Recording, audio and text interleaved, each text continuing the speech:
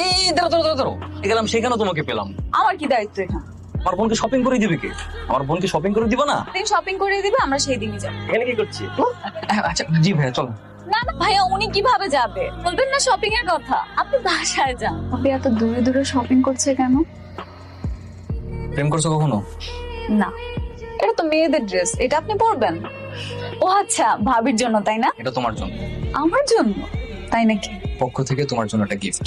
Sorry, তুমি কি ছেলেদের ড্রেস পরবে না? তার ভালো লাগবে না? আমি বলেছি এটা কেমন সেটা বল। আমার পক্ষ থেকে গিফট। কিরে, এখানে একা একা দাঁড়িয়ে দিয়ে কি ভাবতেছিস? ওর সাথে দেখা হবে, আরো কত কি মানে। হ্যাঁ, ভালোই লাগছে। ওকে অনেক ভালো লাগে, খুবই মিষ্টি একটা মেয়ে। সুইট।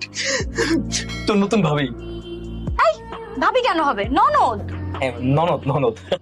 তোমাকে অন্য একটা কাজের জন্য ডেকেছি, অনেক ইম্পর্টেন্ট কথা। ভেবেছিলাম কথাটা বিয়ের পরেই বলবো, আমি আর তর সইতে পারছি না। বিয়ের আগেই হয়ে যায় না, তাহলে আমাদের বিয়ের আমেজটা আরো রঙিন হবে। কি হয়ে যাবে আমাদের ভালোবাসা, মানে? I love. আপনি কি আমাকে প্রপোজ করলেন? ভালোবাসার মাধ্যমে সম্পর্কটা আরো জোরালো। আমাকেও চাইতে হবে। পিছিয়ে দুটো কথা বলেছি আত্মীয়তার খাতির, তার মানে এই না যে আমি আপনাকে পছন্দ। কিভাবে এসব করলেন? সেই শুরু থেকে আমি প্রথম যখন তোমাকে দেখি, আর এই কটা দিনে তোমাকে আমি অনেক ভালোবেসে ফেলেছি। আমি আপনাকে পছন্দ করি না, আপনাকে ভালোবাসতে পারবো না। I am so sorry. আমাকে কি ভালোবাসা যায় না? না মানে সম্ভব না। আর তো মনে হচ্ছে এখানে থাকাটাই মরছি। বিয়ের এমনিতে অনেক কাজ আছে। কেন বাবা, কি হয়েছে? তোর নাকি এই ছেলেকে পছন্দ না, অন্য ছেলে পছন্দ? ওরা তো বিয়েটা ভেঙে দিল। কথা কেন বলতে যাব বাবা?